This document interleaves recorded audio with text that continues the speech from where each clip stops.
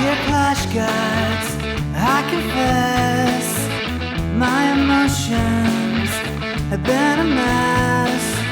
Cause you changed everything we ever knew. From witches to poison and the Queen walked too. Whoa, I've been wrong, I was wrong. Been at town all night, way too long. Getting hogs and Valkyries. I'll push that button and believe in you again. Welcome to episode 83 of Pineapples and Thorns. I'm Kat, and today I have Peter with me. Hi, Peter. How are you? Hello, Kat. Great, thanks. How are you? Excellent. And we're going to jump right into this because we're very privileged today to have the Supercell community manager, Ferri, with us. Welcome, Ferri. How are you? Hi there. Thank you. I'm good. How are you? Excellent. Thank you. Thank you very much for taking the time out of your weekend to be with us today. My pleasure. It's always nice to be part of this community run, like podcasts, videos, and everything. So thank you for inviting me. Awesome. Excellent. So we're going to jump right into this. We want to have our listeners a little bit get to know you. So if you could tell us a little bit about yourself, what brought you to Supercell and Clash of Clans? All right. So what brought me to Supercell was fate, I would say. So basically, my last job, I was working in another gaming company, and I was living in Ireland for the past 5 years. And they unfortunately decided to close the Irish office. So, and at the time they announced this, they offered me to move back to Brazil. That's where I'm from. Move back to Brazil to work in the Brazilian office, but I didn't want to go back to Brazil. So I said, no, thank you. I'm just going to part ways and I'll look for something on my own. And at the same time, very much in the same month they announced that, a recruiter from Supercell reached out to me and they say, hey, I was looking at your profile. It looks pretty interesting. I want to chat. And I'm like, sure. And one thing led to another. And here I am. Awesome. That is fate. Wow. Mm-hmm. I told you. What's been the best thing about the move to Finland and the worst? Okay, the worst one is easy. The weather, the darkness, the cold. That's definitely the worst part. But the good, I think that there are several good things about moving to Finland. I think that I really like how everything works here. Public transportation, the healthcare, like all things are like government related. They need to get documents, whatever it is. And also, I think that people are super friendly. And I like to keep to myself. I don't like people approaching me like strange people on the street, things like that, or whatever, getting too close.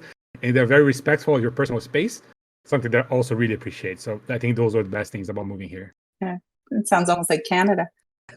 And I lived in Canada actually for a year. So Did you really? Yes, in Toronto. Yeah.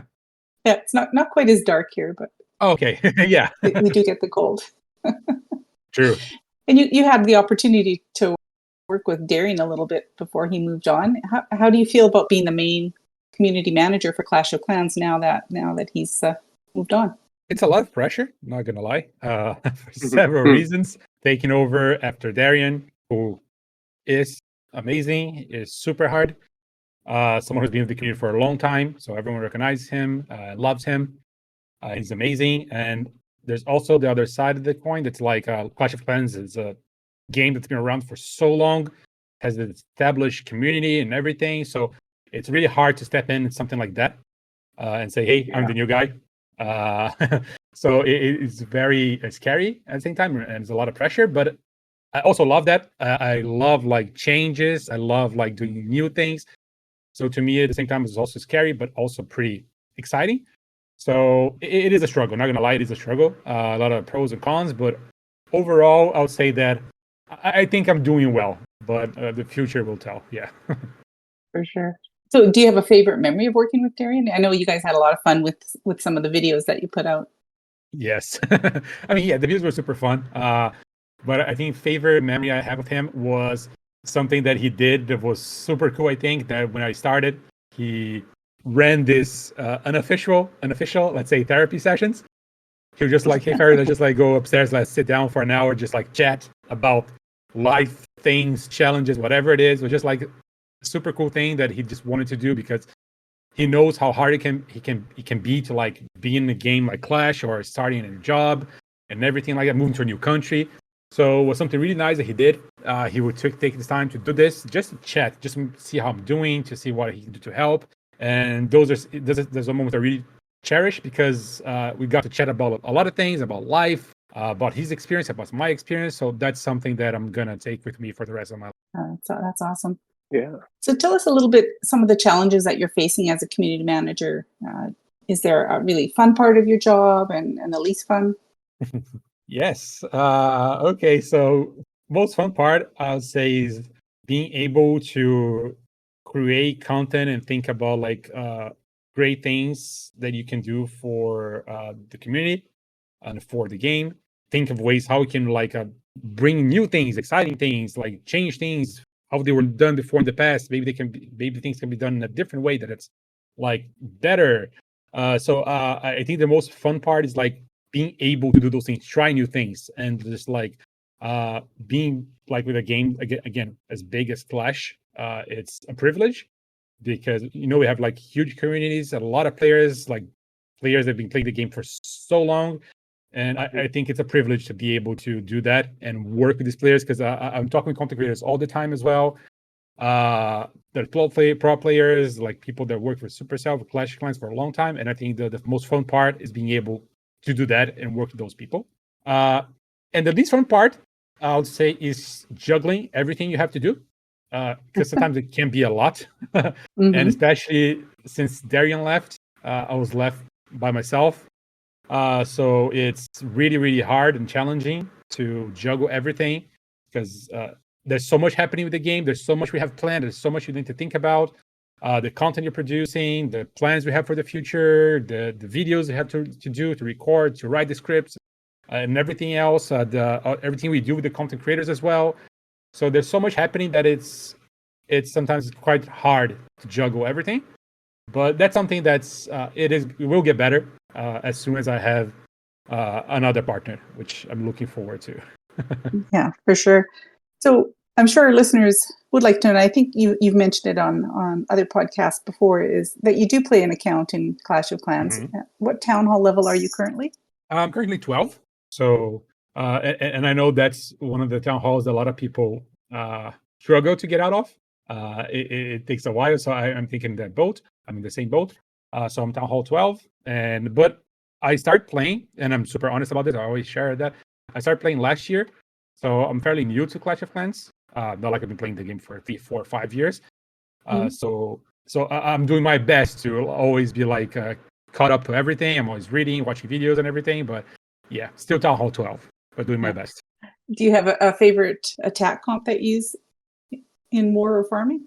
I'll navigate between Train Charge and I'm sorry, but using E-Dragons. I do that a lot. And I know I make jokes on social media and all that about using E-Drags, but come on, it's fun. It's kind of like a lot of times it's a no-brainer. So sometimes you're feeling more tired or whatever it is. And I think it's super chill to use E-Drags. And that's why I like it as well. I like having that option. So those two are the one, but I'm also looking into like new strategies moving forward because I like to just change things up a little bit. Yeah, it is good to try different things and find out what they can do.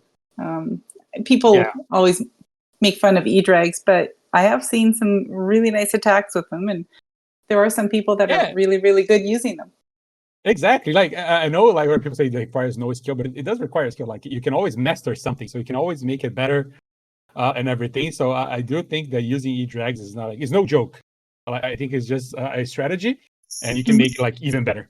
Definitely. What about Clan Capital? Do you have a particular strategy you use there? For Clan Capital, no. I just do whatever I feel like, pretty much. But my clan is like, like raid weekends. Like, so could you try to do this? And they try to like give some tips sometimes because again, I'm still in the process of like learning everything, and I was focusing a lot on the home village and even build their base. I like build their base a lot, to be honest. But for Clan Capital, like again, it depends a lot. So sometimes I go for my like P.E.K.K.A.s or my Flying Fortress and Rocket Loons, things like that. So it depends how I feel like I'm feeling that day, let's say. That's awesome. Yeah, there's so many different things. I know a lot of people really love the super miners still. Oh yeah. But some of those other ones are a lot of fun just to use and play around with. Sometimes like the mountain golem, I love that one, Yeah, I agree. especially now that there's that haste skill that you can use to make them move a little faster. Just a little bit faster. Yeah. Sometimes just like, please move faster. So slow. Yeah, I know. Yeah, I'm gonna go get a cup of coffee and come back, and he'll still be walking across the base. Exactly. So, do you have any hobbies outside of Clash? Yes. I like playing games overall. I like play a lot of different stuff, console or PC and everything besides mobile. I love watching anime and TV shows. And also I really like travel and go for walks. So Nice. Yeah. Finland's really a beautiful country, so yeah, exactly. And the weather's finally getting better, so yay. it's what, fifth spring, I heard. Exactly, yeah. And then it seems like the second winter is coming, so yeah, nice. All right, let's dive into some Clash stuff, Peter. Well, I'm gonna be the bad guy, Ferry. I gotta ask some hard Oof. questions. Yes. All right, bring it on. I'm ready. The gold pass. You know, each month, a lot of us in Red Thorn buy a gold pass, mostly for donations because we're a pretty active clan. But one of the things that a lot of people lament about is we get hero books and we get other bonus items, and we have to trade those in for gems. Do you think there could be ever a possibility of allowing us to stack those up? Because, you know, with an update coming, it would be nice to have a little bit extra in the bank, even though we've been a gold pass holder for a while. That's a good question, and this is a topic that was raised before internally, because again, this is not new, right? A lot of players have mentioned this before and asked for this before, and there's all not only this, but there are all other like I won't say minor, but these quality of life improvements that be really good for the game and for the player, like changing these things that are being discussed, but there's nothing on the horizon that I can tell you that is happening or we're gonna make the change. We're still in just the phase of like identifying all these, let's say, issues or things we could improve, but nothing yet set in stone on like that we are actually gonna do about them yet. I'm sorry. Fair enough. We're just looking for some insights. You know, we have an update coming, and we got sneak peek 1 today. It's Saturday. We're recording on Saturday, and you know, some of the things that Kat and I always look out for. Kat has been a long time leader of Blackthorn. I'm just kind of the new guy on the block. You know, only 3 or 4 years here, I think now. One of the things is in clan chat tagging. Very interesting idea. The ability to turn it off is maybe not so great, but from a leadership point of view, because we're always trying to find better ways to communicate. How did that one come about? So that's part of the whole clan chat revamp that we rolled out. I think the first changes came last month, if I'm not mistaken. That we had the pin messages, the reactions, the different colors that everyone went crazy for a while with them. Crazy for a while, yeah. Exactly. It was quite fun. So this is just part of that the project. So let's make clan chat better. And that's one of the things as well, to be able to tag leaders, co-leaders, or the entire clan. And the reason why you gave the option to turn it off, because right now, every member can tag the whole clan, right? So we didn't want, like, for some reason, if someone was spammy or whatever happened, that players wouldn't be able to, like, okay, I don't want to see this anymore. So there's the option to turn it off if you don't want to receive the notification. But again, we were always getting some feedback around this. Because I was reading that some players are now very happy about like giving every member the option to the option to be able to tag everyone in the clan.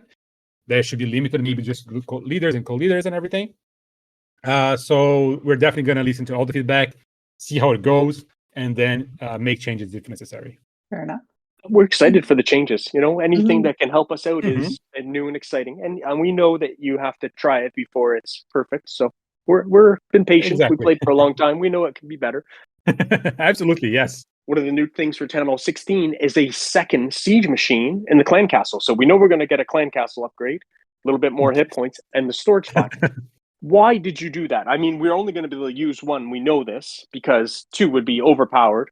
What was the reasoning behind allowing us to have 2? To be fair, this is a question that would be better answered by someone, one of our game designers. I'm not fully sure on the exact reason why, but it's the kind of thing that I can definitely come back to you and say, hey, So this is why the whole reasoning behind it. I can go to the game designer and ask, because right now I honestly can't tell you what's the exact reason behind it, like the reasoning why we went for 2. I think personally it's because of someone like Itsu, who often has one of each kind built and a different one in his clan castle, and he will use them off the cuff one at a time, depending on what he wants to do at the time. I think it's great for maybe the pros. I'm not sure how much us Joes will get to use it, but we can also get 2 of the same kind. So that's, a bonus. So you don't necessarily have to run out each time and always be looking for that max one. Yeah. Exactly. We saw some changes to clan perks, which we're very excited about. And now we can go from donating only 9 balloons to donating 50 archers. What a great change. The dream. The dream, exactly. How did you decide on that one? Just feedback? Feedback, yes. And it's been long overdue, to be honest. So it was about time. And we've been getting this feedback for a while, actually. Like, why have you not increased the number of donations? And so it's like, it's about time we do this. So there's only benefits we see in that case. So it was like a no-brainer. It took a while, but thank God it's here. You can finally get your 50 archers. Everyone's happy. Yes. We have a couple of guys that request, Ice Golem, and Phil. And, it's you're having to recruit many, many people to fill those 30 archers for that clan castle. Yeah. I can't wait to see the 50 archer requests coming now. I'm changing mine tomorrow, Kat. Oh my gosh. They're coming. No, we think it's a great deal. It's been a thing. Lots of guys want 10 hogs, and you can fill 9, and you go, well, you'll have to use your raid medals. So off you go. Yeah, exactly. Yeah, that's also one of the reasons. Yes. There's also some changes coming to Clan Capital. I wonder if you could talk a little bit about those. Those I'll have to wait a little bit. So you're all gonna be hearing about very soon. But since we were following these next sneak peeks and plan and everything, but stay tuned, because the creators and ourselves are gonna be sharing more about that very, very, very, very soon. Excellent. You've also done some changes to Clan Wars, and in particular, the number of participants. You've reintroduced 35 participants and 45 participants. And I'm going to speak for Kat. No, I'm going to let Kat say it herself. Go ahead, Kat. Oh, thank you. Thank you. Yes. I can't tell you how many times we'd have to sit 3 or 4 people, or, to try to get up to 40, we'd have to recruit some people. Yes. There seems to be a lot more participation right now because ore is so valuable. Yes. And there was also it's a combination of a lot of things. And we also announced today that ore is going to be applied to the star bonus multipliers. Very excited for that one. We know that it is an issue. Like the main issue was the amount of equipment you have right now in the game and the amount of ores you have. They don't match. You're always going to be way behind. If you're trying to get all your common equipments and your epic equipments and everything. So that's why we have to, again, the issue is that when the equipments were rolled out, there was already a backlog of equipment in there. Yeah. Just hey, there's just one, and let's take things low. So the main issue is that we just, we didn't anticipate this whole issue very well. So that's why now we're making these changes. And again, thanks to all the feedback. Really appreciate all the players that were saying, sharing feedback about this and everything. I know they're being very vocal about it, rightfully, because it was a struggle. It is still a struggle. Hopefully, all these changes will alleviate that and make it easier, especially with the event now that there's going on. There's a lot of auras for everyone to claim with the event. The event. So we hope that all these changes, plus raid medals, plus star bonus and everything, all that's going to help everyone be up to speed to all the equipments. And then we release something new. It'll be much easier to collect enough wars to upgrade and everything. We won't feel like you're too far behind. You might be a little bit behind, which is fine, but too far behind is not good. So that's what we're trying to fix now with all these changes. And they're still so new to all of us. I think many of us had indecision on which to upgrade. And so we put 3 or 4 levels on the vamp sash, and then switch out to something else, and then 3 or 4 levels on the frozen arrow, and then switch to something else. And so we almost felt like we were missing out because we didn't know what we were missing. And so it'll take time. I think it will come to a balance. We like you're giving us more ores, though. Yeah, that's why also we didn't release hero equipment this season, because we want to give players time to get all these ores, upgrade, and then later, okay, here's another hero equipment. Then go back to the grind of hero equipment. But for now, I think it's good for everyone to let's just catch up. Yeah. Yes. And we recognize it's content creation, right? Your creators want new stuff because it gives them new stuff to talk about, right? Yeah, Root exactly. Riders, again, is boring for them. Mhm. While it's reliable for us, we understand they need the new shiny toys to play with. So we appreciate you letting us catch back up. We also see that there's a nerf coming to the haste file. I assume that's just because there was a huge take rate on that equipment. Yes. Everyone wanted it. Everyone was using it. Yeah. And again, there was a lot of feedback around this as well. So these are changes that we're making to try to help with that feedback and all the data we're seeing.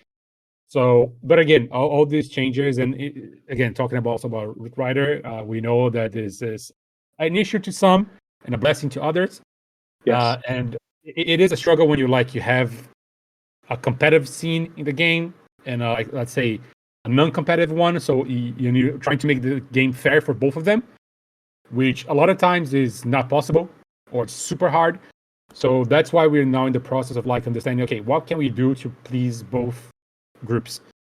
And that's a challenge because again, this nerf buff game is not enough for this. We need something else. And we mentioned this before. There are things that are being talked about it, especially I think one of the we brought up before. We talked about this was the pro mode. It's one of the options. Again, nothing is ready or nothing for us to show or anything like that yet, because we need to find something that's long term, and that's why we're taking our time. Because if you're going to do something, you're going to make sure that it works and it's long term, a fix that works for the long term. Otherwise, it's going to cause more frustration. We have to go back and everything. So that's why we're doing that. But again, it is something we're looking at quite intensively. So hopefully we'll be able to share more about this in the near future, because we recognize that this is an issue. Not Root Riders per se, but an issue of the balancing between the two groups. Of course. Yeah, that's excellent insight. And we appreciate that. We know some guys that are really into the pro scene. We have a team right now in the CFF, Team Quasar, and they're in the world qualifiers and doing well. And so, they see the differences when the good players get a hold of this stuff. Yeah. Absolutely. And I fully understand. Yes. So we saw Sneak Peek 1 today, some quality of life stuff. We assume Sneak Peek number 2 is going to be some defenses.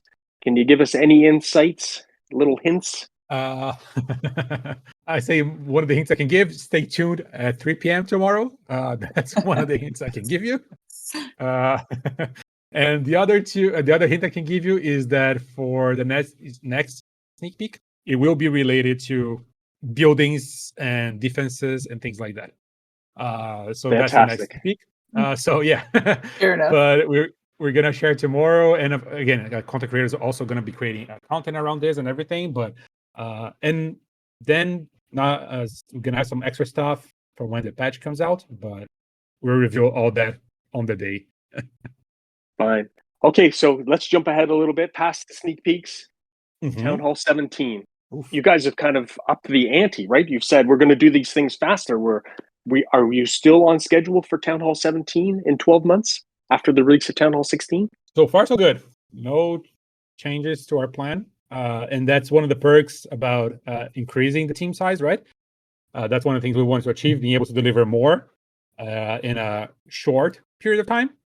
So that's one of the things. That's why we changed the frequency, the cadency of the Town Hall release, because we have more people in the team. We can do things faster.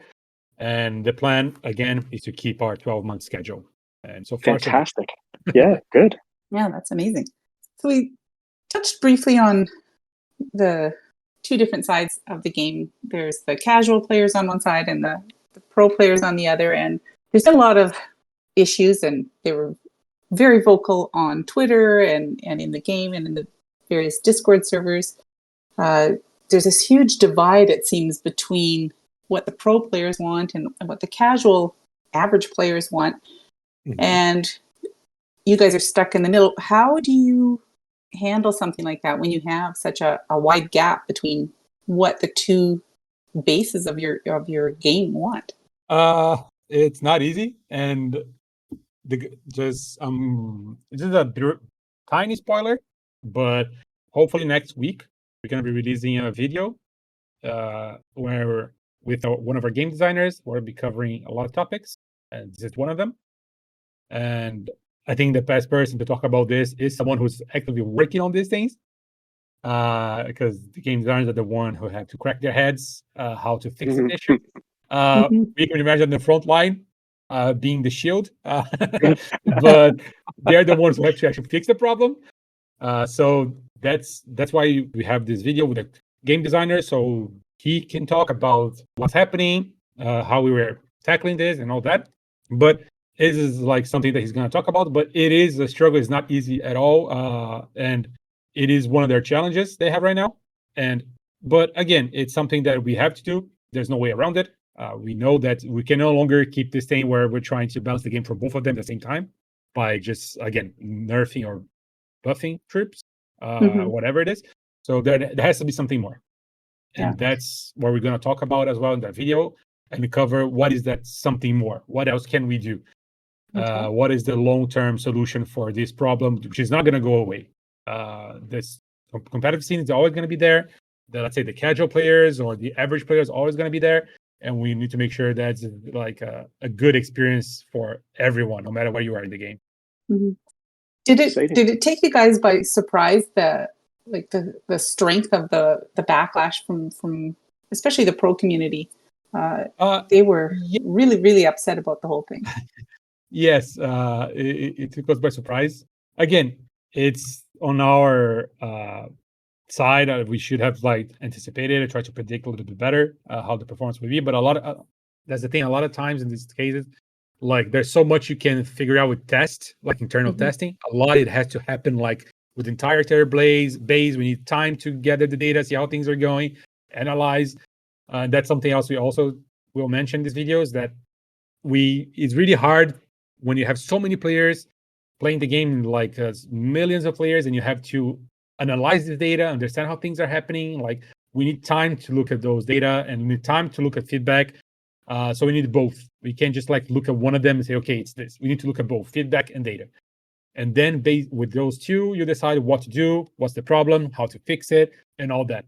And we know that it's taking longer than players would like, and we fully understand. And it's something that's why we're making this a priority right now, so we can try to come up with something as soon as possible and make everyone happy, hopefully, at least for a short period of time. Yeah, because I'm sure in another month or two there's going to be another problem, but that's fine. We'll deal with that when that happens. Yeah. So one thing I've noticed with the hero equipment, the heroes are incredibly strong right now, and it's really quite amazing how you can change the equipment and it really impacts your attack. You know, some types of equipment are better for a queen charge, for example, and others are better with more spammy attacks.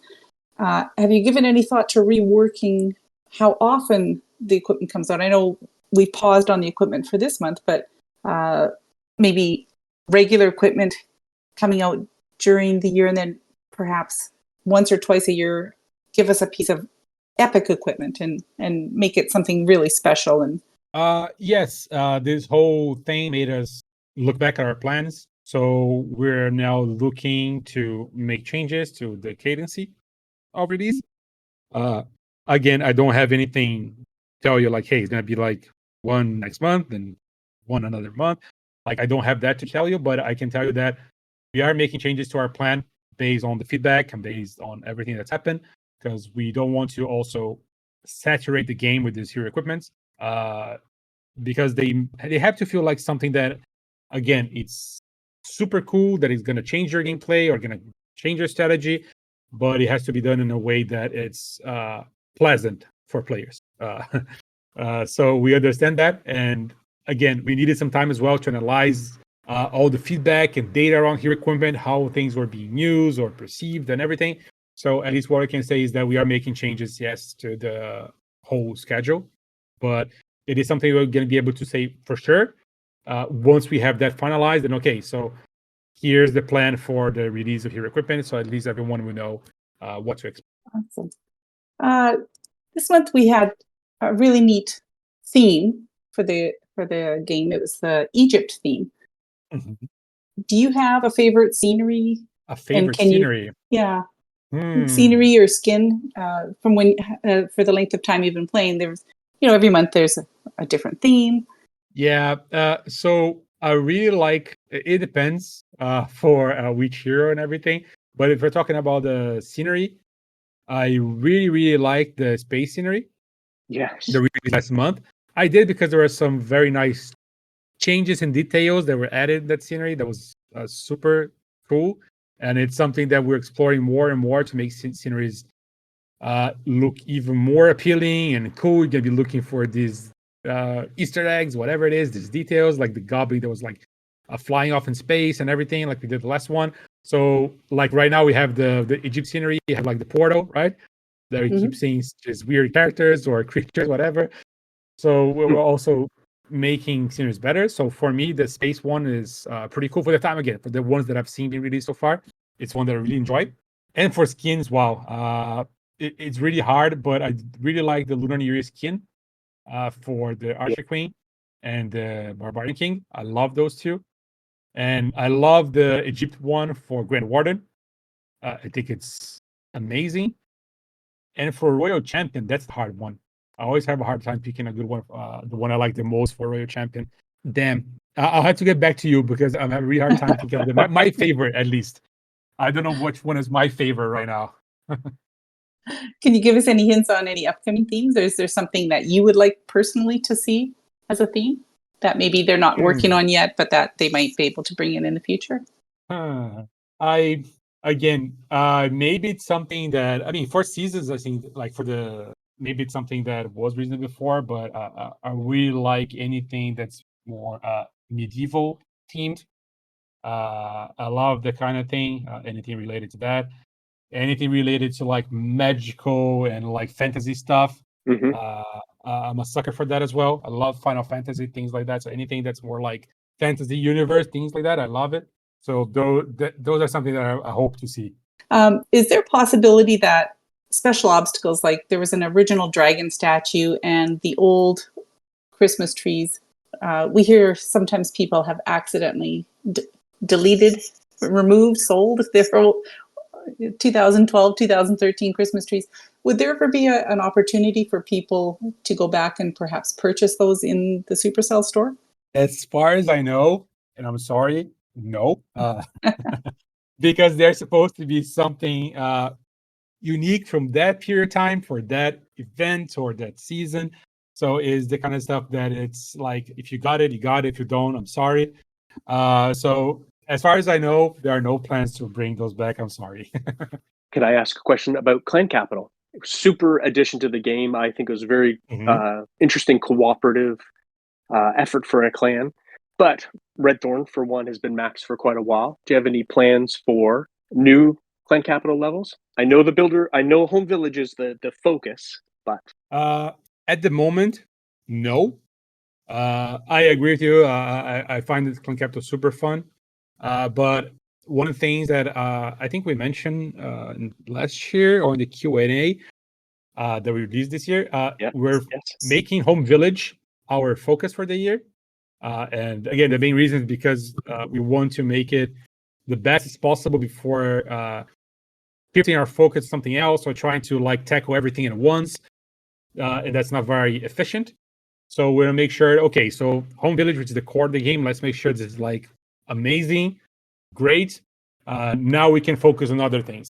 So it doesn't mean that's like we forgot about it, we're not gonna do anything about it, but most of the focus is gonna be in Home Village. Excellent. All right. I think we are going to move into shout outs now. All righty. Ferri, do you have any shout outs you'd like to give? Yes. So my shout out go to pretty much, I guess, all the community players who are very vocal about everything. Mostly the bad stuff, but yeah, that's super important. And I know I get called out all the time as well. Like, Ferri, fix this. We're not listening to us, or like, why not nerfing Hood Red Rider? I'm sorry, I'm not I'm not a game designer, but thank you, because it's thanks to the feedback and being vocal that we make us like shift our focus. Sometimes we have this tunnel vision, so it's really good when we have players complaining about something or sharing feedback about something or suggestions, because that makes us look at that and say, okay, we need to look into this. We need to fix this. It's a problem. Let's look into data for this. So thank you for that. So my shout out goes to the community and everyone who like speaks up about whatever's wrong with the game. So that's super, super valuable. Second is thank you for content creators, everyone, all of you, for keep creating content and like these amazing moments and like opportunities. Like I love this. Thank you for the invite again. I really, really appreciate it. And yeah, I guess those are my shout outs. And of course, to the Clash team, love them all. Thank you. Awesome. Peter. Ferri, thank you very much for coming on. It's very good to hear you. We look forward to some of those promo videos. You've been doing really good job. You make me Thank you. make me laugh. Yes. I have just one shout out this week, Kat, and it's to Red Thorn, the whole clan. We promoted into Champs 1. I know it was a limited number of people that did it, but it was a clan effort over the years to finally drag us up there. So good job, Red Thorn. Excellent. Yeah, for sure. My shout-outs, again, thank you, Ferri, for agreeing to come on the show. Really appreciate you giving us your time on the weekend. And I also want to shout out the Quasar team, Antonis, Shandon, Doc, the main event, and Paul Blart. They're busy trying to keep going in the qualifiers. So hopefully they make it into tomorrow. But if not, then it's been a great experience for them. So shout out to them. Thank you, everyone, for listening. The CFF is a family of clans who love to play various games such as Clash of Clans, Clash Royale, among others. You can send questions or comments to us on Twitter at RedThornCoc. To get more information on our clans, events, and podcasts, join the CFF Discord at discord.gg/clashfiles. Dear Clash Gods, I confess my emotions have been a mess, 'cause you changed everything we ever knew, from witches to poison and the Queen Walk too. Whoa, I've been wrong, I was wrong. Been down all night, way too long. Getting hogs and Valkyries. I pushed that button and it